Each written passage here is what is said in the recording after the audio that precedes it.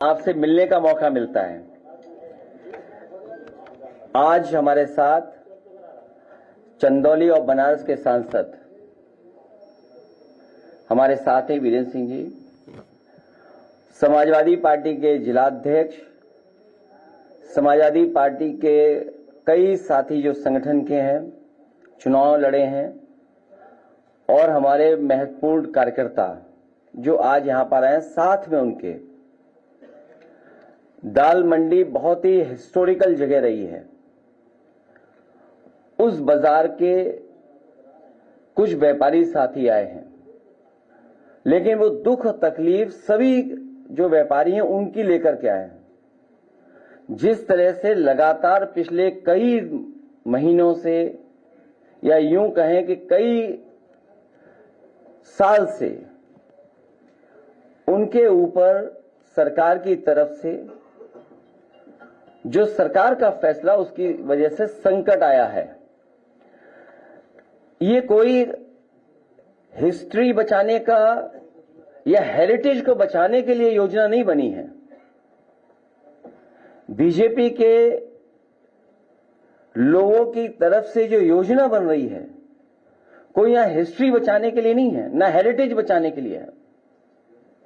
ये political demolition होने जा रहा है। ये पॉलिटिकल अप्रोच है उनकी, और पॉलिटिकल अप्रोच इसलिए है क्योंकि वो चुनाव उस बाजार से या उसके आसपास जीत करके नहीं जा पा रहे हैं।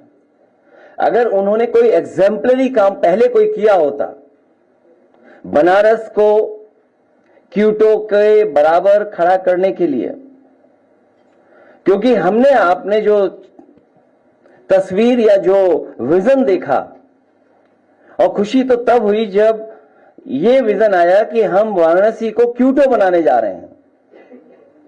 क्योटो वो रिलीजियस हेरिटेज सिटी है जापान की, जहां न जाने कितने टूरिस्ट जाते हैं।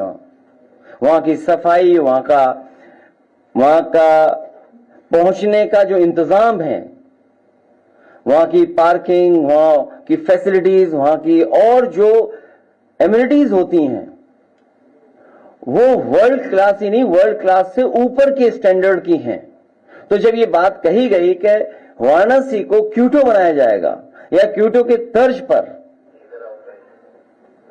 उसका विकास होगा, और मुझे याद है हम लोगों को भी भरोसा इसलिए आ गया क्योंकि उस समय के जो प्रधानमंत्री थे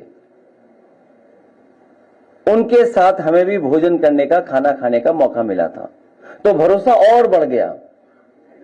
लेकिन इधर देख रहे हैं कि लोगों को परेशान किया जाए, कैसे किया जाए, तकलीफ कैसे पहुंचाई जाए, उनका कारोबार कैसे छीना जाए, उनको अपने डर से, अपने सरकार की ताकत से, सरकार के डर से कैसे डराया जाए जिससे वो अपनी मांग भी ना मांग सकें, और अपने प्रोजेक्ट को पूरा करने के लिए, पॉलिटिकल प्रोजेक्ट के लिए, कोई डेवलपमेंट प्रोजेक्ट नहीं है, पॉलिटिकल प्रोजेक्ट को पूरा करने के लिए डिवाइड एंड रूल का रास्ता अपना रहे हैं कि ऐसा माहौल बना दो कि उन्हीं के बीच में मतभेद हो जाएं और कोई ना कोई एडवांटेज उठा ले। इसलिए हमारी मांग है कि ये पॉलिटिकल डिमोलिशन कंप्लीटली रुकना चाहिए। और दुनिया में तमाम देश हैं जहां पर वहां की सरकारों ने हेरिटेज, हिस्ट्री या अपने बाजार को संरक्षण कर करके जो आने वाले लोग हैं, कारोबार करने वाले लोग हैं, उनको सुविधाएं दी हैं। अगर इन्होंने न देखा हो वो इलाके, तो एक बार को हम सुझाव भी देना चाहते हैं। हालांकि हमारे मुख्यमंत्री जी सिंगापुर में स्पेन ढूंढ रहे थे, सिंगापुर में स्पेन। तो मैं कहूंगा कि दुनिया की जो टूरिस्ट सिटीज हैं, किस तरीके से उन्होंने अपनी गलियों को संरक्षण रखा। 2 लोग जा सकते हैं, पूरा बाजार है, दुकानें हैं, 2 लोगों की चलने की रास्ता है, तब भी उन्होंने उसको डिमोलिश नहीं किया। वही हेरिटेज का संरक्षण किया, क्योंकि विरासत में क्या मिल रहा है, हम पुरानी पीढ़ी से क्या सीख रहे हैं, क्या मिल रहा है आपको। यहां बहुत सारे कारोबारी जो हमारे पास 1-2 हैं, जो वो कह रहे हैं कि दादा परदादा से उनकी दुकान है, कई वर्षों से वो दुकान में काम कर रहे हैं, और कोई बहुत बड़ा कारोबार नहीं कर रहे हैं। मुझे याद है किसी साथी ने यह भी बताया कि पुरानी जो दुकानें हमारी थीं, उस समय सरकार ने जो आश्वासन दिया था कि उनके लिए रास्ता दिया जाएगा, लेकिन रास्ता नहीं दिया गया इससे पहले जो जहां डिमोलिशन हुआ था। इसलिए भाजपा दाल मंडी वालों को दाल की तरह दले नहीं। दाल मंडी वाले हमारे कारोबारी व्यापारियों को उन्हें सम्मान दे, उनका संरक्षण दे।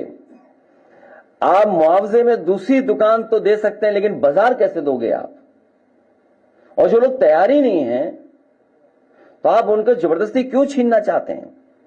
आप दुकान दे दोगे, ग्राहक कैसे दोगे? दाल मंडी कोई एक दिन में नहीं बनी है, न जाने कितने वर्षों से लोग वहां कारोबार कर रहे हैं।